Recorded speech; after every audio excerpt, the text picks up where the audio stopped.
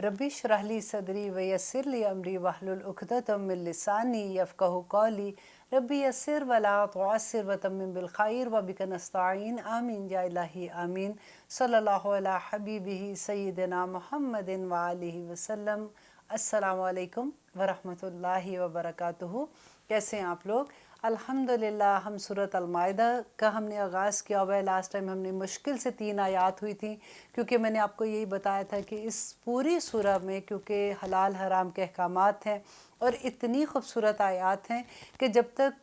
अभी भी यूँ लगता है कि उनका हक़ अदा नहीं हुआ, लेकिन मैं पूरी कोशिश करती हूँ कि जैसे उनका मेन मकसद आपको समझ आ जाए ताकि हम आसानी से उस पर अमल कर सकें। लास्ट टाइम हमने पढ़ा था कि अल्लाह सुब्हानहू व तआला कहते हैं कि हुर्रिमत अलैकुमुल मैततु वद्दमा व लहमुल खंज़ीर, और फिर उसके बाद जिस पे अल्लाह के अलावा किसी का नाम लिया गया हो वो भी हराम है, और इसको जो कुर्बानी ऐसी है जो किसी आस्थाने पे ले जाके अब ज़बह की जाती है वो भी हराम है। इसके अलावा किस्मत के हाल के बारे में मैंने बहुत डिटेल से बात की थी कि वो भी अल्लाह सुब्हानहू व तआला कहते हैं कि पता करना हराम है। और अब ये था कि सहाबा नबी सल्लल्लाहु अलैहि वसल्लम के पास आते हैं, क्योंकि वो देखते हैं कि इतनी चीज़ें ये चीज़ें जो पहले वो कर रहे थे कि ये भी हराम है, ये भी हराम है, क्योंकि मुशरिकीन मक्का जो थे वो खून पिया करते थे, इसलिए उनको मैंने आपको लास्ट टाइम बताया था कि क्या रीज़न था और क्यों पीते थे। अब यहाँ पे अब नबी सल्लल्लाहु अलैहि वसल्लम के पास सहाबा आते हैं और वो क्या क्वेश्चन पूछते हैं, आगे इंशाल्लाह हम उसको देखेंगे। आज मेरा गला थोड़ा सा आपको ख़राब लगेगा, क्योंकि अभी मैंने 3 घंटे की क्लास दी है और उसके अंदर क्योंकि शुरू में हम ग्रामर कर रहे थे, फिर हमने तफसीर किया था, तो अब ये कि हम अल्हम्दुलिल्लाह मुझे ये क्लास भी करनी थी। अल्लाह सुब्हानहू व तआला इंशाल्लाह बीच में मुझे ठीक कर देंगे। तो अब देखिए कि यहाँ पे आयत नंबर 4 में अल्लाह सुब्हानहू व तआला क्या हमें बताते हैं कि यसअलूनका माज़ा उहिल्ला, सवाल करते हैं वो आपसे, किससे? नबी सल्लल्लाहु अलैहि वसल्लम से, कि माज़ा क्या कुछ उहिल्ला हलाल है लहुम, उनके लिए। अब देखिए साहबा पे इतना प्यार आता है ना कि कैसे वो क्वेश्चन भी उनके कितने प्यारे होते थे। अब आप ज़रा देखिए कि हम कैसे क्वेश्चन करते हैं जब हमने कभी कोई, हमें पता होता है कि कोई आलिम दीन आए हैं, हम वहाँ पे जाते हैं तो हमारे क्वेश्चन क्या होते हैं? क्या नेल पॉलिश लगा के नमाज़ पढ़ सकते हैं? क्या हमने घर ख़रीदना है तो क्या हम बैंक से सूद ले सकते हैं? उसकी कितनी इजाज़त है? हमें यही होता है कि जो अल्लाह सुब्हानहू व तआला के ऐसे अहकामात हैं जिससे उन्होंने मना किया, उसको कोई छोटी पतली गली निकल आए ताकि हम वो काम कर सकें। अब सहाबा क्या था कि वो पूछते कि हमें पता चले कि क्या हलाल है ताकि हम वो काम करें और हम कोई ऐसा काम ना करें जिस पे अल्लाह सुब्हानहू व तआला को नाराज़गी होगी, तो हम नेकी कमा सकें। तो आगे देखिए अल्लाह सुब्हानहू व तआला आगे से जवाब देते हैं कि कुल कह दीजिए, नबी सल्लल्लाहु अलैहि वसल्लम को कहते हैं कि आप इनको कह दीजिए उहिल्ला, हलाल की गई, लकुम, तुम्हारे लिए, अत्तय्यिबात, के तमाम पाकीज़ा चीज़ें। अब यहाँ पे देखिए कि पाकीज़ा चीज़ें कौन सी होती हैं, जैसे फॉर एग्ज़ाम्पल जिनको देख के कराहत नहीं आती। आप फल को देख लीजिए कि फल अगर गला सड़ा है तो अच्छा नहीं लगता, वो पाकीज़ा में नहीं आएगा। अगर क्या यहाँ से मुझे पाकिस्तान का याद आता है कि दही बड़ों के ऊपर मक्खियाँ कई दफ़ा बैठी होती है, जलेबियों में मक्खियाँ बैठी होती हैं, तो क्या वो तैयब होंगी? नहीं होंगी ना। तो अब ये आपने देखना है कि अल्लाह सुब्हानहू व तआला कहते हैं कि हलाल सिर्फ वो है जो तैयब है, जो पाक हैं, साफ़ सुथरी हैं। अब पाक जो होते हैं ना, वो 2 तरह की चीज़ें तैयब हैं। एक वो तैयब है जो तैयब बिज़ात है, मीन्स कि उसके इंग्रेडिएंट, जैसे अगर आप देखें कि कोई भी चीज़ आप खाते हो तो उसमें इंग्रेडिएंट जितने भी हैं उसके, वो सारे पाक हैं। फॉर एग्ज़ाम्पल आप देखें कि अगर केक हलाल है ना, उसको खाना तो मना नहीं है, लेकिन अगर उसके इंग्रेडिएंट में कोई ऐसा होता है, रम डाली होती है, आजकल अक्सर ऐसा होता है कि पार्टीज़ में जाते हैं तो कई दफ़ा ऐसा पता चलता है, ओ ये केक ना खाना, एक दूसरी दोस्त दूसरी को कहती है उसके अंदर रम होती है, या फ़लाँ अपनी तरफ से तो बड़े बड़े जैसे रेस्टोरेंट होते हैं कि वहाँ से फ़लाँ जगह से हमने केक मंगाया, लेकिन उसके इंग्रेडिएंट्स कई दफ़ा लोग नहीं ध्यान कर रहे होते, लेकिन वो हलाल नहीं है। और इसके अलावा आप देखिए, जैसे हम फॉर एग्ज़ाम्पल फ़्राइज़ खाते हैं, अगर मैकडॉनल्ड से हम लेके फ़्राइज़ खाते हैं, हम ये सोचते हैं कि फ़्राइज़ तो हलाल हराम के चक्कर नहीं है तो हम फ़्राइज़ ले सकते हैं, लेकिन अगर वो फ़्राइज़ जो हैं वो किसी ऐसे ऑयल में बने हुए हैं, या फिर आप वो लोग हैं जो कहते हैं कि अहले किताब का हम तो खाते हैं, वो उस कैटेगरी में आ जाते हैं और वो ये समझ के खाते हैं कि हम तो सुअर नहीं खा रहे हैं, हम तो वो पिग का गोश्त नहीं खा रहे, लेकिन हम लोग तो रेगुलर जैसे बीफ का पैटी होता है उसके साथ खा रहे हैं। تو ہم یہ بھی نہیں دیکھتے کہ ایک ہی جگہ پہ سے وہ بھی فرائی ہو رہا ہے، جو پگ کا پیٹی ہے وہ بھی وہاں سے فرائی ہوتا ہے، اور جو گوشت ہے وہاں پہ فرائی ہوتا ہے. تو یہ چیزیں ہمیں دیکھنی پڑتی ہیں. میں اسی لیے آپ کو چھوٹی چھوٹی اگزامپلس دے کے بتاتی ہوں. کئی دفعہ ہم یہ چیزوں پہ دھیان نہیں دے رہے ہوتے. تو وہ چیزیں جو ذات کے حساب سے بھی پاک ہیں، اور وہ چیزیں جو طیب بالسبب ہیں، مینس کہ جو جس سبب سے آپ وہ چیز بائی کرتے ہو آپ کی کمائی حلال ہے. یہ بہت بڑی بات ہے کہ وہ چیزیں آپ کے لیے حلال ہیں. اب چیز حلال ہے لیکن اگر آپ کی کمائی حرام ہے تو وہ چیز آپ کے لیے حلال نہیں ہوگی. اس میں آپ کو یاد ہے میں نے آپ کو پہلے بھی وہ حدیث سنائی تھی، اور بہت خوبصورت حدیث ہے. اس کا خلاصہ میں آپ کو سنا دیتی ہوں پھر سے، کہ نبی صلی اللہ علیہ وسلم نے کہا کہ ایک آدمی ہے، جیسے وہ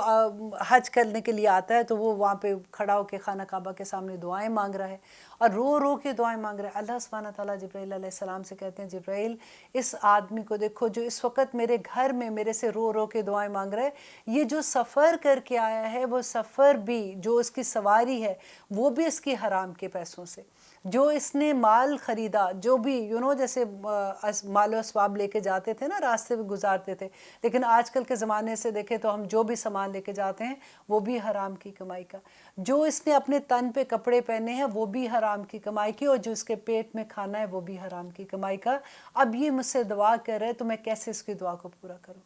یہ بہت سوچنے والی بات ہے کہ ہماری کمائی جو ہماری اولاد کے پیٹ میں بھی جاتی ہے وہ حرام کی نہیں ہونی چاہیے. اور حرام کیا ہے؟ دیکھیں رشوت. ہم کتنی پاکستان میں رہتے ہوئے تو آپ لوگوں کو ان چیزوں سے، اس ٹرم سے آپ لوگ یوز ٹو ہوں گے. یہاں پہ رہ کے امریکہ میں آپ دیکھیں، مجھے کئی دفعہ اتنی افسوس سے یہ بات کہنی پڑتی ہے کہ یہاں پہ رہ کے ہم لوگ ایسے تصور بھی نہیں کر سکتے کہ کسی امریکن کمپنی میں آپ جا رہے ہیں اور وہاں پہ آپ کسی کو رشوت دے دیں. آپ ان کو کہیں کہ جی ہم آپ کو اتنے پیسے دیتے ہیں، آپ ہمارا یہ کام کر دیں. آپ سوچ بھی نہیں سکتے. اور ہم کس طرح سے آرام سے رشوت والی کمائیاں، جس طرح سے ایسی باتیں کہتے ہوئے بھی اچھا نہیں لگتا، لیکن وہی بات کہ وہ چھوٹی چھوٹی باتیں جب ہم سوچتے ہیں تو ہمیں پتہ چلتا ہے یہ والی بات تو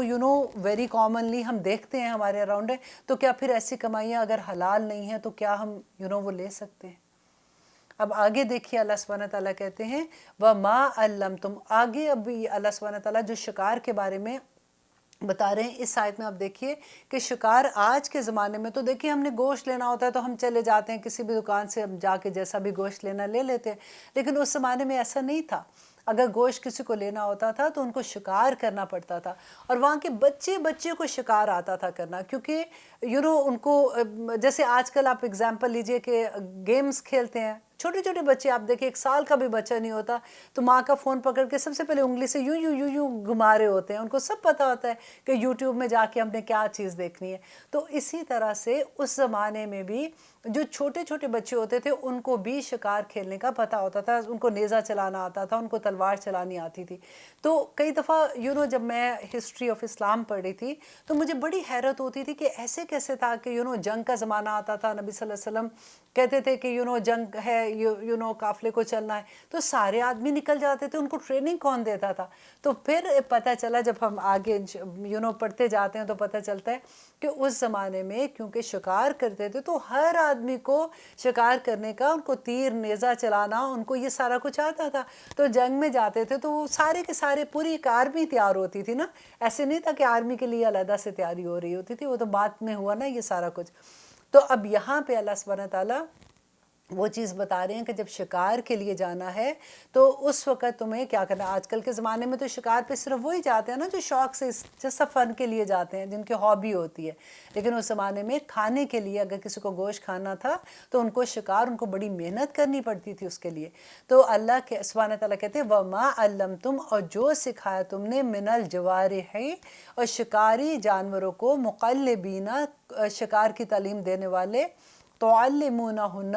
تم سکھاتے ہو انہیں، مما، اس میں سے، جو علمکم اللہ، کہ جو تم کو سکھایا اللہ نے. اللہ اکبر. اب دیکھیے کہ یہ تعلیم، یہ تو دنیاوی تعلیم کی بات ہو رہی ہے نا، کہ جو اللہ سبحانہ تعالیٰ کہتے ہیں شکاری جانور، جیسے کتا تھا اس وقت جو شکار کے لیے وہ صداتے تھے، یا باز تھا یا شکرا تھا، ایسے وہ جانور ہوتے تھے جن کو وہ شکار کے لیے صدایا کرتے تھے. تو اللہ سبحانہ تعالیٰ یہاں پہ جو کہتے ہیں کہ ان کو تم نے تعلیم دی کس چیز کی؟ شکار پکڑنے کی، اور وہ تعلیم تمہیں کس نے دی تھی؟ جو تم نے ان کو دی، جو تمہیں اللہ سبحانہ تعالیٰ نے سکھایا۔ اس سے پتہ چلتا ہے کہ دنیاوی علم بھی سارے کے سارے اللہ سبحانہ تعالیٰ کے ہی ہیں۔ ہماری نیت بس صاف ہونی چاہیے، نیت خالص ہوگی تو وہ علم بھی ہماری عبادت بن جائے گا۔ آدم علیہ السلام کو اللہ سبحانہ تعالیٰ نے سب سے پہلے جو علم سکھایا تھا وہ کیا تھا؟ اور ان کو فضیلت کس علم پہ دی تھی؟ اللہ سبحانہ تعالیٰ نے وہ دنیاوی علم ہی ان کو سکھایا تھا۔ اور یہاں پہ بھی اللہ سبحانہ تعالیٰ کہتے ہیں اور لوگ کیا کرو، جب تم کتے کو شکار کے لیے چھوڑتے ہیں تو طریقہ کیا تھا کہ جو شکار کے لیے چھوڑتا ہے وہ پہلے بسم اللہ پڑھے گا، اور پھر وہ اس جانور کو جو بھی ہے وہ چھوڑتا ہے، اور وہ شکار اسی طریقے سے پکڑ کے لاتا ہے جیسے اس کو سکھایا گیا تھا، یا کان سے پکڑتا ہے یا دم سے پکڑتا ہے، ایسے نہیں کہ شکار کو کھا جاتا ہے یا پھر اس کو ایسی جگہ پہ زخم لگاتا ہے کہ مردہ شکار لے کے اس کے پاس آ جاتا ہے، کہ وہ اس کو سکھایا ہوا ہوتا ہے۔ تو اب یہاں پہ دیکھیے کہ ایک کتے کو بھی آپ جب چھوڑ رہے ہیں شکار کے لیے تو اللہ سبحانہ تعالیٰ کہتے ہیں کہ اللہ کا نام لو، بسم اللہ پڑھو۔ اب بسم اللہ کی طرح سے اب یہ دیکھیں کئی دفعہ وہ جو ایک ہم نے حدیث سنی ہے، اس کا میں خلاصہ پھر سے بیان کر دیتی ہوں، اس کو ہم نے اتنا مس یوز کیا ہے، جس کی کہانی کہ جو حضرت عائشہ والی حدیث تھی کہ انہوں نے نبی صلی اللہ علیہ وسلم سے پوچھا تھا، کیونکہ اس زمانے میں لوگ مسلمان ہو رہے تھے اور نئے نئے لوگ مسلمان ہوتے تھے، تو یہ دیہاتی مسلمان تھے۔ تو حضرت عائشہ نے پوچھا نبی صلی اللہ علیہ وسلم سے کہ ایک شک ہوتا ہے کہ یہ صحیح طرح سے وہ ذبح نہیں کرتے ہیں، تو کیا ہم ان کا گوشت کھا سکتے ہیں؟ تو نبی صلی اللہ علیہ وسلم نے کہا کہ بسم اللہ کر کے کھا لیا کرو۔ اور اس میں اب دیکھیں کہ ریزن کیا تھی کہ بسم اللہ کر کے کھا لیا کرو، مینز کہ جن کا گوشت کی بات ہو رہی ہے وہ مسلمان ہیں اور ان کو وہ ذبح کرتے تھے، لیکن ایک صرف تھوڑا سا شک تھا کہ وہ ٹھیک طرح سے نہیں کرتے۔ تو نبی صلی اللہ علیہ وسلم نے کہا کہ کیونکہ وہ مسلمان ہیں، وہ ذبح کرتے ہوں گے، تم اپنے شک کی بنا پہ بسم اللہ پڑھ لو۔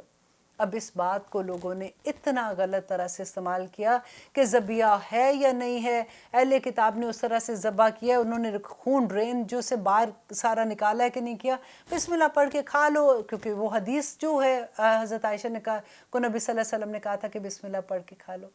اب دیکھیے کہ بسم اللہ جو تھی یہ صرف مسلمانوں کو ہی اللہ سبحانہ تعالیٰ نے نہیں کہا تھا پڑھنے کے لیے۔ اگر آپ ہسٹری دیکھتے ہیں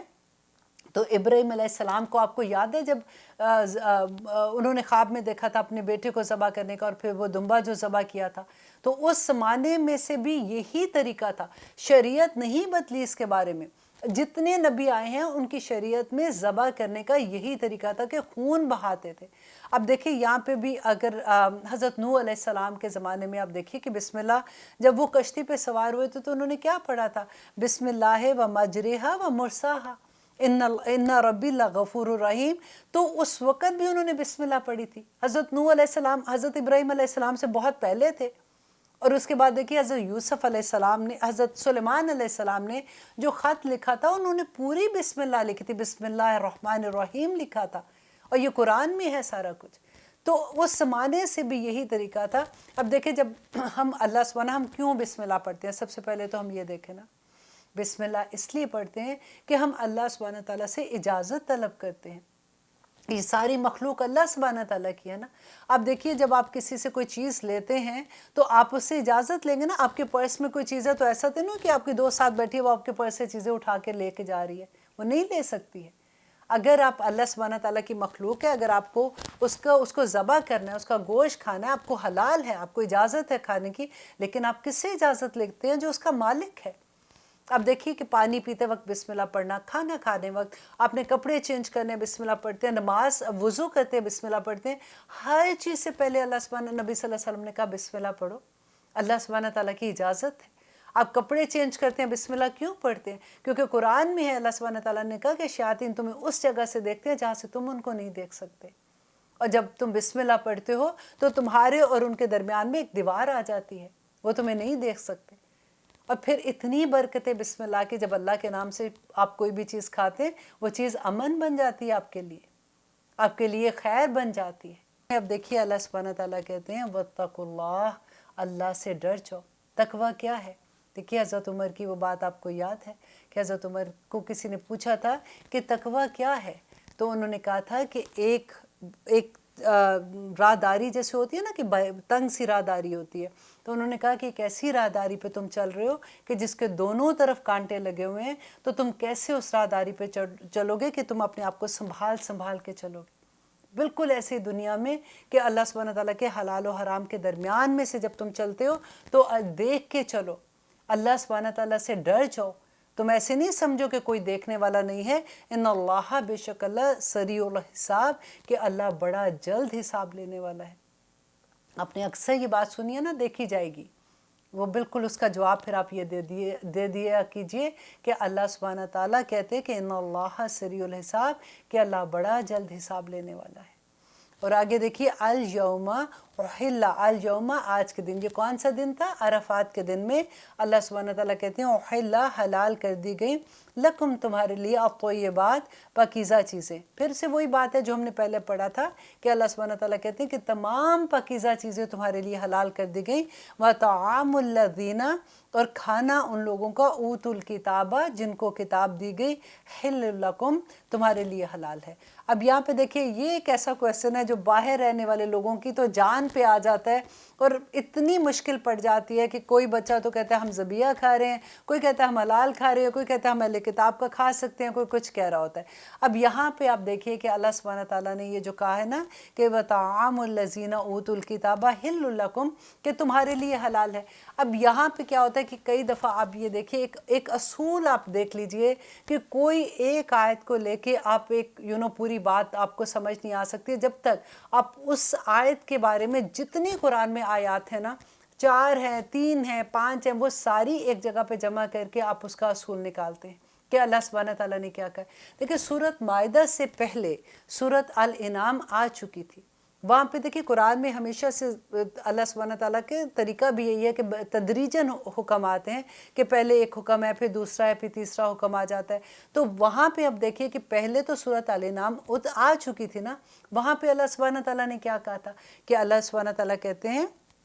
وَلَا تَأْكُلُوا، کہ نہ کھاؤ، مما اس میں سے، لم یذکر اسم اللہ، کہ جس پہ نہ لیا گیا ہو اللہ کا نام۔ اتنی کلیئر آیت ہے کہ اس میں if and but کا کوئی کویسچن ہی نہیں بنتا،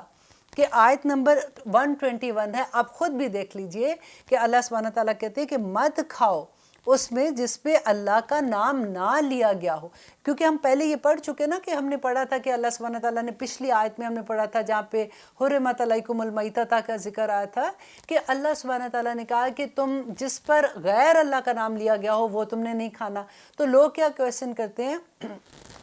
کہ یہاں پہ اللہ سبحانہ تعالیٰ نے کہا ہے کہ غیر اللہ کا نام جس پہ لیا گیا ہو، تو اس پہ تو کسی کا نام ہی نہیں لیا گیا تو ہم کھا سکتے ہیں۔ اب یہاں پہ دیکھیے تو پھر اس آیت کو کیا کہیں گے آپ کہ اللہ سبحانہ تعالیٰ کہتے ہیں وَلَا تَأْكُلُوا، اب مت کھاؤ، مما اس میں سے، لم یذکر اسم اللہ، کہ جس پہ اللہ کا نام نہ لیا، یذکر اسم اللہ ہی، اللہ کا نام نہ لیا گیا ہو، علیہ جس پر، وَإِنَّهُ لَفِسْقٌ، تو یقیناً اللہ سبحانہ تعالیٰ کہتے ہیں کہ یہ جو ہے یہ کھانا گناہ ہے۔ لفظ کا لفظ استعمال ہوا ہے نا، کھانا گناہ ہے۔ اور اس کے بعد ایک اور آیت بھی سورۃ الانعام میں ہے، فَكُلُوا، تو کھاؤ، مما اس میں سے، ذکر اسم اللہ، جس پہ اللہ کا نام لیا گیا ہو، علیہ جس پر، ان کنتم بآیاتہ مؤمنین، اگر تم اللہ کی ان کی آیات پر ایمان لاتے ہو تو پھر اس میں سے کھاؤ جس پہ اللہ کا نام لیا گیا ہو، اور اس میں سے مت کھاؤ جس پہ اللہ کا نام نہ لیا گیا ہو۔ اور پھر لوگ کیا کہتے ہیں کہ نہیں جی وی ڈونٹ کیئر، اللہ نے تو کہا ہے کہ طعام الذین اوتوا الکتاب حل لکم، کہ اہل کتاب کا کھانا تمہارے لیے حلال ہے، ہم کھا رہے ہیں، آف کورس حلال ہے، لیکن آپ یہ دیکھیے کہ کیا مسلمان کا کھانا مسلمان کے لیے حلال ہے نا؟ تو اللہ سبحانہ تعالیٰ نے طیب کی اگزامپل میں کیا بتایا تھا کہ اگر وہ کھانا حلال رزق سے ہے، تو اگر اس کے انگریڈینٹس ہیں حلال ہیں تو پھر آپ کھا سکتے ہو۔ اگر یہاں پہ دیکھیے شرط یہ ہے کہ اگر وہ ذبیحہ ہے، اگر اس کا خون اسی طرح سے نکالا ہوا ہے جیسے اللہ سبحانہ تعالیٰ نے ان کی وین جیسے کاٹنے کا حکم ہے اس طرح سے ذبح کیا گیا ہے، تو حلال ہے تمہارے لیے۔ وائی؟ کیونکہ اہل کتاب میں ساری وہ چیزیں دیکھیں جن پہ یہ لوگ بھی انہی چیزوں پہ بلیو کرتے ہیں، اسی طرح سے رسول ان کے پاس آئے، ان کے پاس بھی آسمانی کتابیں ہیں، ان کے پاس بھی یہ لوگ ڈے آف ججمنٹ پہ بلیو کرتے ہیں، یہ بھی انہی رشتوں سے شادی سے منع ہوتے ہیں جس سے اللہ سبحانہ تعالیٰ نے مسلمانوں کو کیا تھا۔ تو بیسک تو ہم سب کا سیم ہے، لیکن یہاں پہ اللہ سبحانہ تعالیٰ جو کہتے ہیں کہ حلال ذبح کرنا جو خون، اب دیکھیے کئی دفعہ ہوتا ہے کہ ہمیں ایک ضد سی آ جاتی ہے، ہم کہتے ہیں کہ نہیں جی ہم تو کھاتے ہیں، ہم وی ڈونٹ کیئر اگر خون وہ نکالتے یا نہیں نکالتے، لیکن کیونکہ وہ اہل کتاب ہے، اللہ نے کہا ان کا کھانا حلال ہے، کھا لیں۔ آپ پہلے یہ دیکھیے اللہ سبحانہ تعالیٰ کی ہر بات میں حکمت ہے۔ اللہ نے کیوں منع کیا؟ اس لیے کہ جو خون تھا نا، جو جمع ہوا خون، دیکھیں جب میں نے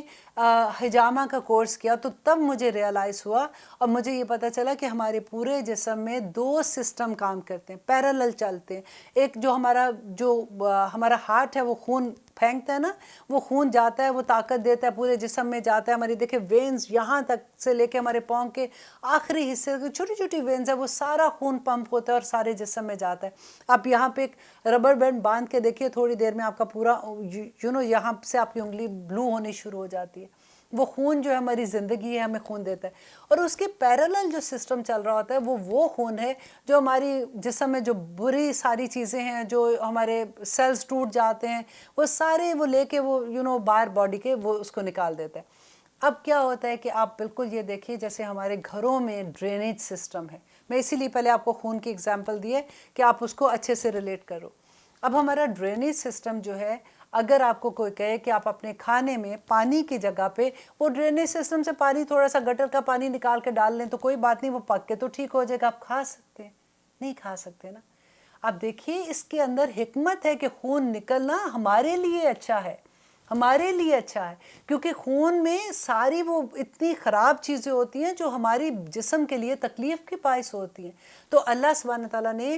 ہر شریعت میں یہی حکم ہے کہ وہ اس ذبح کر کے ان کا خون نکالا جائے، اور پھر اس کے بعد وہ حلال ہے تمہارے لیے، اور اہل کتاب کا کھانا تمہارے لیے، اگر آپ کو یہ پتہ لگتا ہے کہ وہ حلال اس طرح سے ذبح نہیں کیا ہوا، اور آپ کو یہ پتہ ہے اگر فار شور کہ وہ نہیں کرتے ہیں، تو پھر آپ کیسے کھا سکتے ہیں؟ لیکن اگر پھر بھی آپ کھاتے ہیں تو آف کورس آپ کو اپنا جواب خود دینا ہے، لیکن میرا یہاں پہ مقصد صرف آپ کو ایکسپلین کرنا تھا کہ جو خون کا ہم یہ سمجھتے کہ اللہ سبحانہ تعالیٰ نے حکم دیا ہے، بس اگر وہ نہیں کرتے تو کوئی بات نہیں، ان کی شریعت میں پتہ نہیں ہے کہ نہیں ہے، لیکن اہل کتاب ہے، خون اندر ہے، سارا جمع ہوا ہے، ہم تو کھائیں گے۔ تو ایسی بات نہیں ہے، یہ آپ ہی کے لیے بہتر ہے۔ اور آگے دیکھیے وَطَعَامُكُمْ، اور کھانا تمہارا حِلٌّ لَّهُمْ، ان کے لیے حلال ہے۔ اب یہاں پہ دیکھیے دونوں طرف کی بات ہے کہ ہمارا کھانا ان کے لیے، ان کا کھانا ہمارے لیے، اور بالکل وہی بات کہ اگر ہمارے بھی کھانے میں اگر آپ کو پتہ چلتا ہے کہ کسی نے ذبح نہیں کیا ہوا تو آپ آف کورس نہیں کھائیں گے۔ اسی طرح سے اگر آپ کو پتہ لگتا ہے کہ وہ ان کا ذبح نہیں ہے، لیکن اگر آپ کو پتہ ہے کہ انہوں نے ذبح کیا، آف کورس ان کا کھانا حلال ہے۔ اب آگے دیکھیے کہ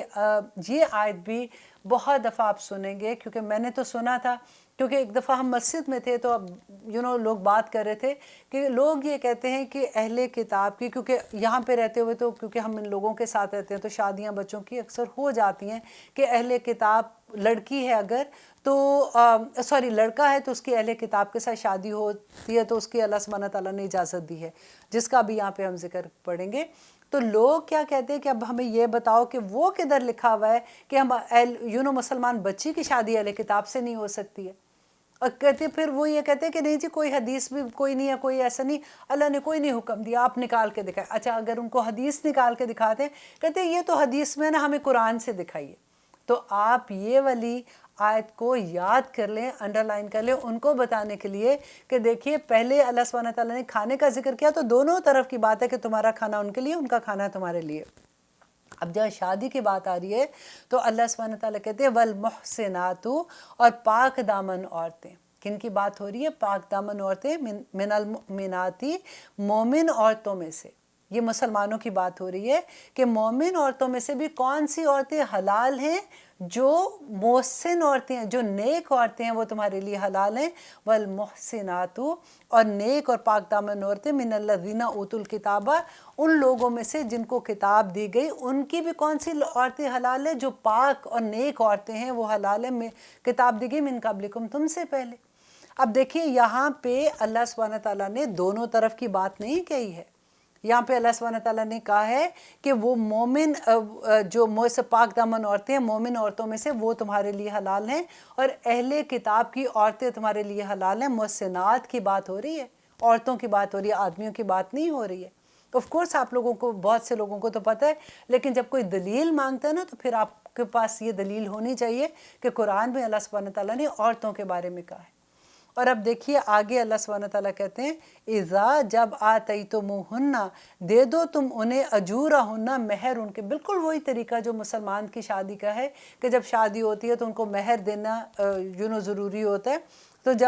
جب تم ان کو دے دو ان کا مہر، محسنین، نکاح میں لانے کے لیے، غیر مصافحین، نہ کہ بدکاری کرنے کے لیے۔ اب دیکھیے یہاں پہ بھی آج کل کا آپ دیکھیے کہ کیا زمانہ آ گیا کہ کس طرح سے ہوتا ہے۔ اگر میری کسی سے بات ہو رہی تھی، وہ میری جاننے والی ہیں جو یہاں پہ ہیوسٹن میں جو رشتہ کراتی ہیں، جب ان سے بات سنتے ہیں تو قسم سے رونگٹے کھڑے ہو جاتے ہیں۔ یوں لگتا ہے کہ یا رب العالمین یہ کیا زمانہ آ گیا ہے کہ نہ صرف لڑکوں کی بات نہیں ہو رہی ہے، لڑکے اور لڑکیوں دونوں طرح سے، کہ وہ کیسے کہ شادی کرنے سے پہلے they wanted to کہ ہم جاننا چاہتے ہیں، جاننا ضروری ہے، ٹھیک ہے آپ جاننا چاہتے ہیں، لیکن اتنی دیر جاننا چاہتے ہیں، ہم ان کے ساتھ ملنا چاہتے ہیں، ہم ان کو دیکھنا چاہتے ہیں، ہم ان کے ساتھ ان کو بلانا چاہتے ہیں، اور وہ ورڈ بھی نہیں میں آپ کو بتا سکتی ہوں جو وہ بول رہی تھی کہ کیا کیا لڑکوں کی ڈیمانڈ ہے اور کیا کیا لڑکیوں کی ڈیمانڈ ہے۔ اور اللہ سبحانہ تعالیٰ آگے دیکھے کہتے ہیں کہ والمحسنات، وہ نیک عورتوں کی بات ہو رہی ہے۔ اور آگے جا کے انشاءاللہ سورۃ نور میں جب آپ پڑھیں گے آپ کو پتہ چلے گا کہ اللہ سبحانہ تعالیٰ نے کلیئرلی کہہ دیا کہ جو نیک عورتیں ہیں وہ نیک آدمیوں کے لیے ہیں، اور جو خبیث عورتیں ہیں وہ خبیث آدمیوں کے لیے ہیں۔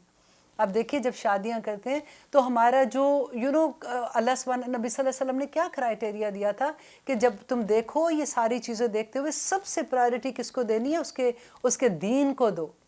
دین والا بچہ دیکھو، دین والی بچی دیکھو۔ آج ہماری پرائرٹی سب سے آخر میں، بلکہ ہے ہی نہیں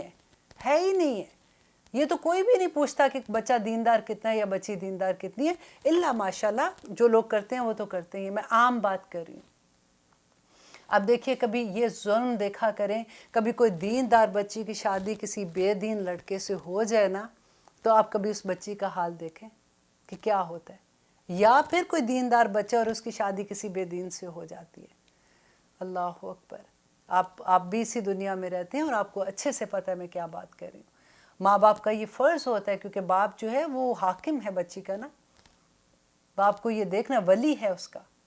باپ کو یہ دیکھنا ہوتا ہے کہ اپنی بچی کو جس کے ہاتھ میں دے رہا ہے، یا پھر اگر بہو آ رہی ہے، یوں تو بچے آج کل خود بھی پسند کر لیتے ہیں، وہ بھی یہ چیز دیکھیں، اپنے بچوں کو یہ بتائیں، یہ بتایا کریں اپنے بچوں کو، اور ان کو کہ کیسی بچیاں ہونی چاہیے۔ کیونکہ مجھے یہ بات میں نے اپنے بچوں کو جب حدیث سنائی تھی تو they were shocked also، جیسے میں نے جب فرسٹ ٹائم سنی تھی کہ کوئی ایک صحابی تھے یا تابعی ہو گئے، وہ اپنے بچہ جیسے ان کا پیدا ہوا تھا تو وہ امام حسین کے پاس لے کے گئے، تو انہوں نے کہا کہ گرتی دلانے کے لیے، تو انہوں نے کہا کہ تم نے تو بہت دیر کر دی، تو انہوں نے کہا تو ابھی تو پیدا ہوا ہے، میں آپ کے پاس لے کے آیا ہوں۔ تو انہوں نے کہا کہ تمہیں تب آنا چاہیے تھا جب تم اس کی ماں کو پسند کر رہے تھے، کہ جس عورت نے اس بچے کی تربیت کرنی ہے۔ تو دیکھیں یہ بچوں کو یہ چیزیں اگر آپ شروع سے بتائیں گے تو آسانی ہو جائے گی۔ ہم کئی دفعہ کہتے ہیں کچھ نہیں ہوتا، بچے کہاں سنتے ہیں، ایسی بات نہیں ہوتی، لیکن آپ واللہ میں آپ کو کہہ رہی ہوں اگر آپ اپنے بچوں کو شروع سے یہ باتیں بتائیں گے ان کو ضرور سمجھ آئے گی۔ اور اگر آپ کے گھر کا ماحول ایسا ہے نا،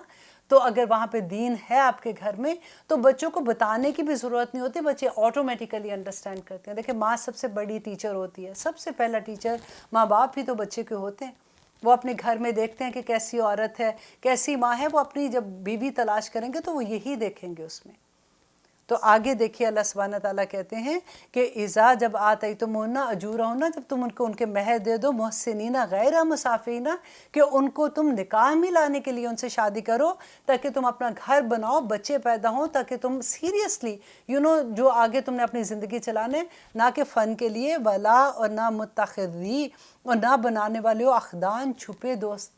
کہ چھپی دوستیاں بنانے والے نہیں ہو۔ اور آگے دیکھیے اتنا ڈر لگتا ہے یہ بات سن کے کہ یہ ساری باتیں ہم سن کے کہتے ہیں اب کیا کریں، آج کل کے تو بچے تھوڑی ایسے سنتے ہیں۔ آج کل کے اس لیے نہیں سنتے کیونکہ ہم نے اپنے گھروں کے ماحول بھی تو ویسے کر دیے نا۔ ہم اپنے بچوں سے، بیٹوں سے ایسے ڈرتے ہیں جیسے ہم اپنے باپ سے ڈرتے تھے، اور ہم اپنی بیٹیوں سے ایسے ڈرتے ہیں، گھبراتے ہیں جیسے ہم اپنی ماؤں سے ڈرتے تھے۔ اور اب آپ دیکھیے کہ اللہ سبحانہ تعالیٰ آگے کیا کہتے ہیں کہ جو ان چیزوں کو سیریسلی نہیں لے رہا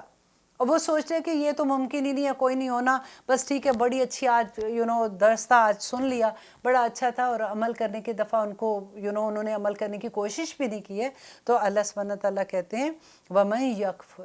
اور جو کوئی کفر کرے گا، جو کوئی انکار کرے گا بالایمانی، ساتھ ایمان کے، کہ مومن ہے، مسلمان ہے، اور وہ انکار کرتا ہے اور وہ نہیں مانتا ان چیزوں کو، فقد حبط عملہ،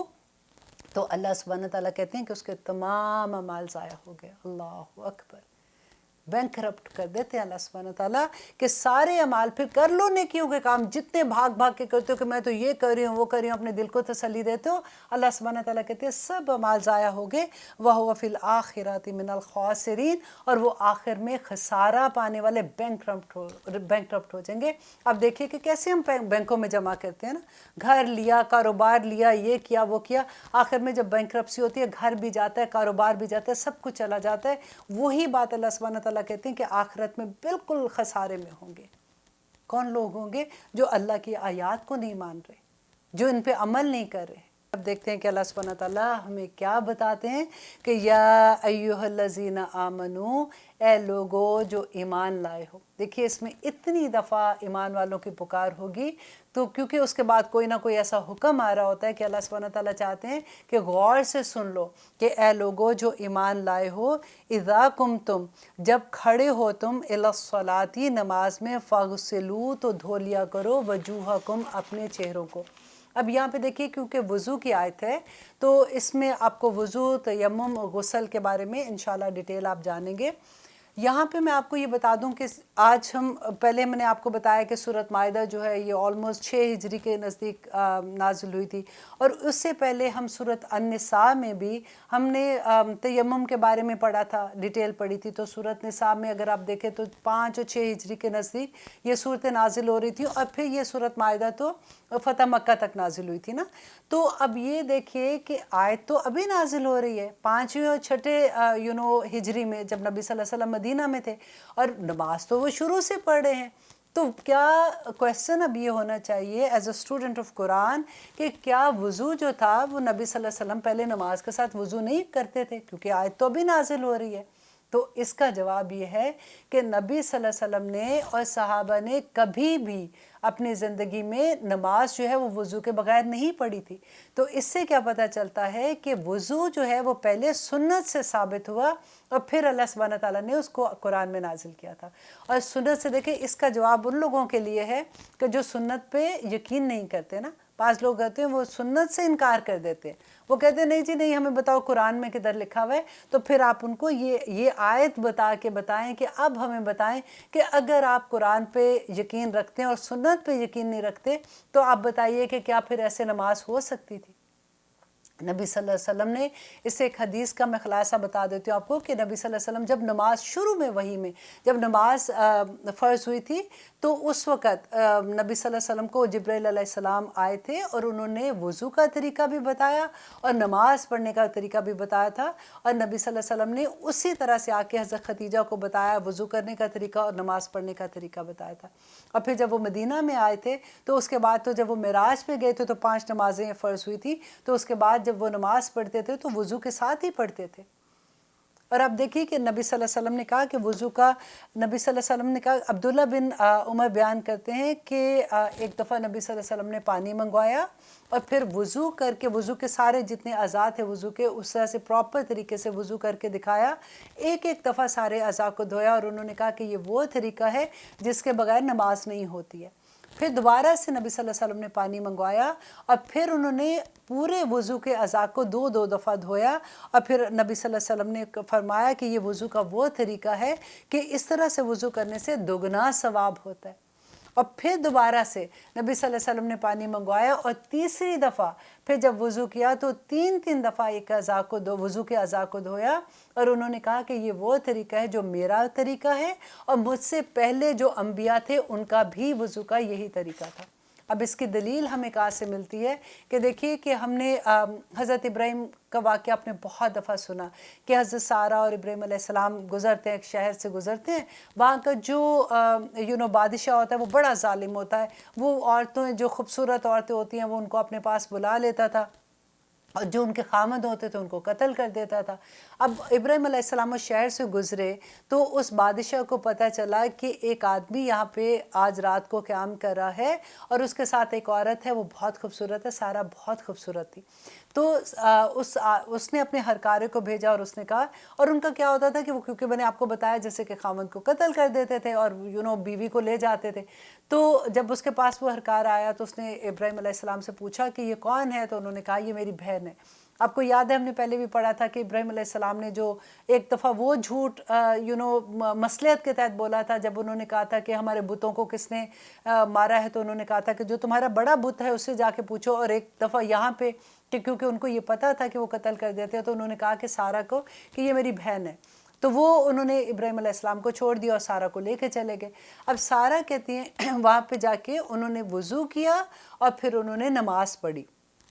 جو بھی انہوں نے نفل پڑھے ہوں گے، جو نماز اللہ سبحانہ تعالیٰ کے ساتھ پڑھی، اور دعا کی کہ یا رب العالمین میں آپ پہ ایمان لائی ہوں، مجھے اس فتنے سے بچا لو۔ تو پھر اس کے بعد وہ سارا قصہ یہاں پہ بتانے کا صرف مقصد یہ تھا کہ اس وقت بھی سارا نے وضو کیا اور نماز پڑھی اور اللہ سے دعا کی۔ تو وضو تو اس وقت بھی تھا، ان کی شریعت میں بھی تھا۔ اور اس کے بعد ایک اور واقعہ آتا ہے کہ نبی صلی اللہ علیہ وسلم نے بتایا تھا کہ بنی اسرائیل میں ایک شخص تھا جس کا نام جریج تھا، وہ بڑا جیسے عبادت گزار تھا، بڑا نیک آدمی تھا، اور وہ سارا وقت اپنی عبادت کرتا رہتا تھا۔ ایک دفعہ اس کی ماں اس کو ملنے کے لیے آئی، ایک حجرہ سا تھا جس میں وہ رہتا تھا، اس کی ماں ملنے کے لیے آئی، اس کو آواز دی، کیونکہ وہ نماز کی حالت میں تھا، وہ اس کی اپنی نماز جو اس زمانے کی نماز ہوتی تھی اس طرح سے وہ عبادت کر رہا تھا، تو اس نے اپنی ماں کو جواب نہیں اس وقت دے سکا۔ ماں غصے سے چلی گئی، دوسری دفعہ آئی، اس نے جواب ماں نے پکارا، اس کو بلایا، اس نے پھر بھی جواب نہیں دیا صحیح طرح سے، ماں پھر غصے سے چلی گئی۔ پھر تیسری دفعہ آئے وہ، پھر کیونکہ وہ نماز کی حالت میں تھا اور جیسے وہ نماز سے فارغ ہوا تو ماں چلی جاتی تھی۔ اب تیسری دفعہ ماں کو غصہ آیا اور اس نے بددعا کیا کی کہ میرے بیٹے کو اس وقت تک جریج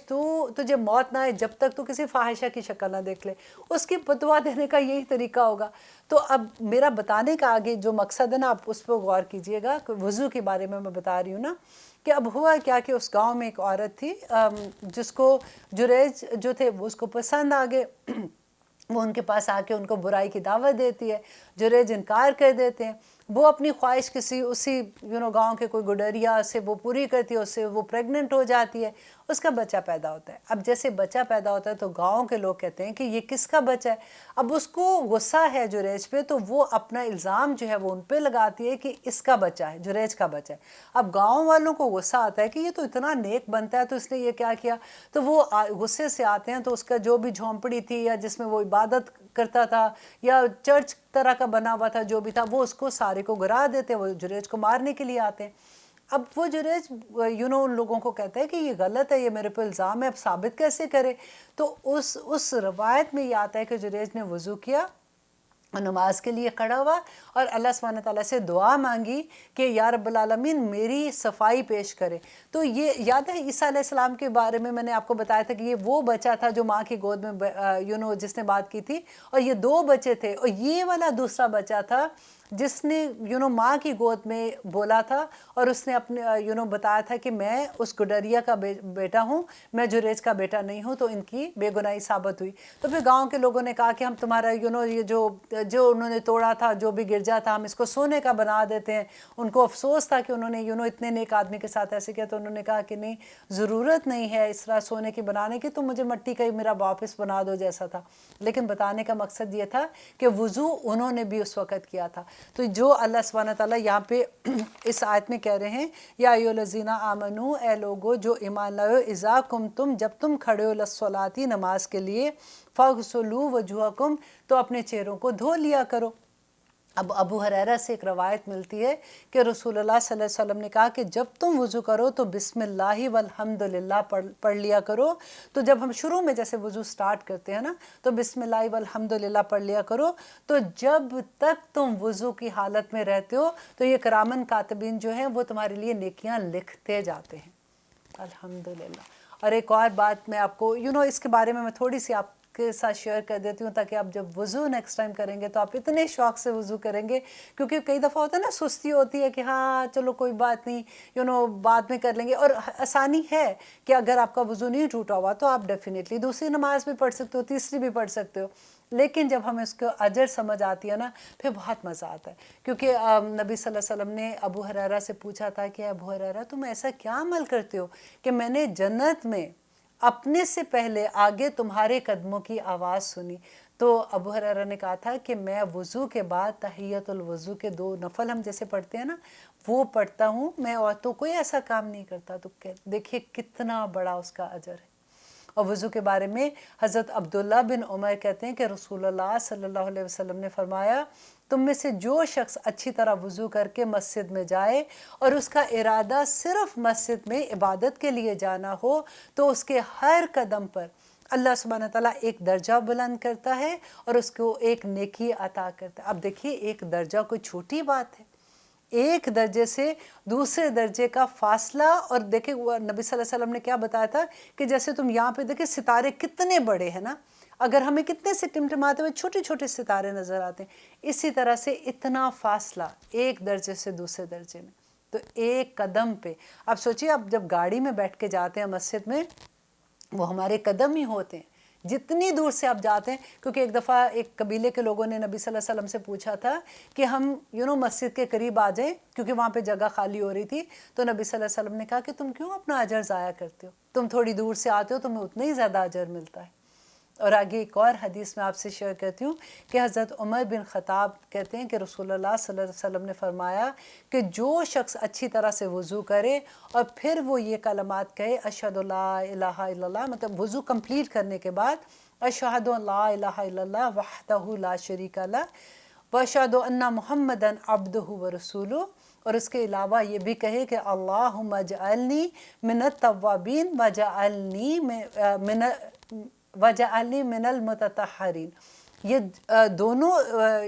چھوٹی چھوٹی آیات ہیں، آپ لوگ یاد کر لیں کیونکہ پہلی آپ کو آتی ہے، دوسری والی میں کل بھی کسی کو یاد کرا رہی تھی، اس لیے ابھی پڑھتے ہوئے میں بھی رکی ہوں تھوڑا سا کہ اللہم اجعلنی، اے اللہ مجھے بنا دے، من التوابین توبہ کرنے والوں میں سے، وجعلنی اور مجھے بنا دے، من المتطہرین اور جو پاک لوگ ہیں، طہارت والے لوگ ہیں جن کو تو پسند کرتا، پاکی والے لوگوں میں مجھے شامل کر دے۔ اور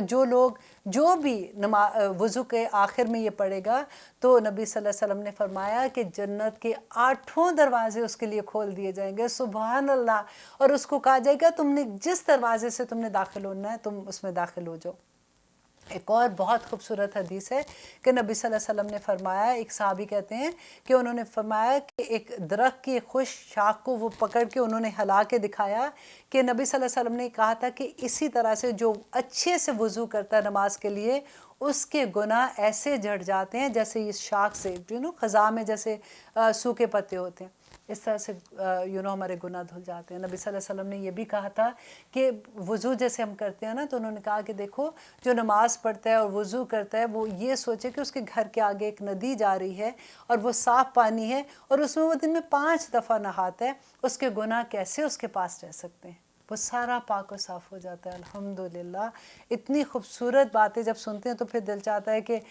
وضو کا ٹائم 5 سے ہم دل چاہتا ہے کہ 10 دفعہ وضو کرتے رہے۔ اور ایک اور وضو کا اجر و ثواب کے بارے میں ابو ہریرہ کہتے ہیں کہ نبی صلی اللہ علیہ وسلم نے فرمایا جب بندہ مومن وضو کرتا ہے تو اس کے جب وہ چہرہ دھوتا ہے تو اس کے چہرے کے گناہ دھل جاتے ہیں، ایک ایک قطرے کے ساتھ اس کے گناہ دھل جاتے ہیں۔ جب وہ ہاتھ دھوتا ہے اس کے ہاتھوں کے گناہ، جب وہ پاؤں دھوتا ہے اس کے پاؤں کے گناہ، جب وہ آنکھیں دھوتا ہے اس کے آنکھوں کے گناہ، اللہ سبحانہ تعالیٰ قبول کرے۔ اور میں یہ کہتی ہوں کہ اتنی اللہ سبحانہ تعالیٰ اتنی خوبصورت اس کے اجر دیتے ہیں، اتنی موٹیویشن جیسے ہوتی ہے کہ اتنا ثواب ہے، تو پھر بار بار دل چاہتا ہے کہ وضو کرے اور اللہ سبحانہ تعالیٰ کو خوش کرے اور اپنے لیے جنت کمائے۔ اور آگے اللہ سبحانہ تعالیٰ کہتے ہیں وَأَيْدِيَكُمْ، اور اپنے ہاتھوں کو اِلَى الْمَرَافِقِ، کوہنیوں تک۔ سم ٹائم ہوتا ہے ہم وضو کرتے ہیں نا، یوں پانی لیتے ہیں اور ہم یوں کر لیتے ہیں، اکثر ہماری وضو ایسے ہوتے ہیں، لیکن اگر آپ ایسے بھی کرتے ہیں تو ہاتھ سے کونیوں تک اپنے پانی کو لگا لیا کرے۔ وَامْسَحُوا، اور مسح کر لو بِرُؤُوسِکُم، اپنے سروں کا اور سر کا مسے کے کا جو ملتا ہے اس میں ڈفرینٹ ہے، امام شافعی کا، امام مالک کا، اور امام ابو حنیفہ کا، آپ وہ خود بھی دیکھ سکتے ہیں۔ لیکن نبی صلی اللہ علیہ وسلم کا ایک طریقہ تھا کہ وہ یوں کرتے تھے اور پیچھے پورے جہاں پہ بال ختم ہوتے ہیں پھر وہاں سے لا کے جہاں پہ بال ہوتے ہیں وہاں تک لے آتے تھے۔ تو وَامْسَحُوا بِرُؤُوسِكُمْ وَأَرْجُلَكُمْ، اور اپنے پاؤں کو بھی دھو لیا کرو، إِلَى الْكَعْبَيْن، اپنی ٹخنوں تک، کیونکہ ایک دفعہ نبی صلی اللہ علیہ وسلم تھوڑا پیچھے رہ گئے تھے، قافلہ آگے آ گیا تھا، جب وہ ان کو ملے تو انہوں نے دیکھا کہ لوگ جلدی جلدی وضو کر رہے ہیں، تو انہوں نے کہا تھا کہ ٹخنوں والوں کو جو اپنے گیلے نہیں کر رہے ان کے لیے آگ کا عذاب ہے۔ تو ٹخنوں کو، کیونکہ ہم اکثر یہ ہوتا ہے کہ جیسے سنک ہے نا آج کل، تو ہم پاؤں اٹھا کے سنک میں رکھتے ہیں تو جتنا پانی گرتا ہے بس جلدی سے صاف کر لیتے ہیں، تو اپنے ٹخنے بھی آپ اچھے سے دھویا کریں۔ اور اس میں یہ ہے کہ کلی کرنا اور ناک میں پانی ڈالنا یہ سنت سے ہے، وہ بھی ہم لوگ کرتے ہیں۔ اور آگے اللہ سبحانہ تعالیٰ کہتے ہیں وَإِن كُنتُمْ، اور اگر ہو تم جُنُبًا، حالت جنابت میں، فَطَّہَّرُوا، تو پاک ہو جاؤ، وَإِن كُنتُمْ، اگر ہو تم مردہ بیمار، او علی سفر، یا سفر میں ہو، او جاء احد منکم، یا آیا تم میں سے کوئی ایک، من الغائط، جو قضائے حاجت پوری کر کے باتھ روم سے جیسے آتے ہیں، او لامستم النساء، یا چھوا ہو تم نے عورتوں کو، مینس کے ہسبینڈ اینڈ وائف کا ریلیشن شپ جیسے ہوتا ہے، کنایا سے یہ لفظ استعمال ہوئے، فلم تجدوا، پھر نہ پاؤ، ماء پانی، فتیمموا، تو تیمم کر لو، صعیداً مٹی کا، طیباً پاک۔ اب یہاں پہ ہم اپنے ختم کرتے ہیں کیونکہ ہمارا وقت ختم ہوتا ہے۔ نیکسٹ انشاءاللہ ہم اپنے پروگرام میں تیمم کے بارے میں اچھے سے جانیں گے کہ تیمم کیا ہے، اس کی کیا رخصت ہے اور کیسے اس کی رخصت ہے، اور ہمارا اس کا کرنے کا طریقہ کیا ہے۔ انشاءاللہ اب اجازت دیجیے۔ سبحان ربک رب العزت عما یصفون وسلام علی المرسلین والحمد للہ رب العالمین۔ السلام علیکم ورحمۃ اللہ وبرکاتہ۔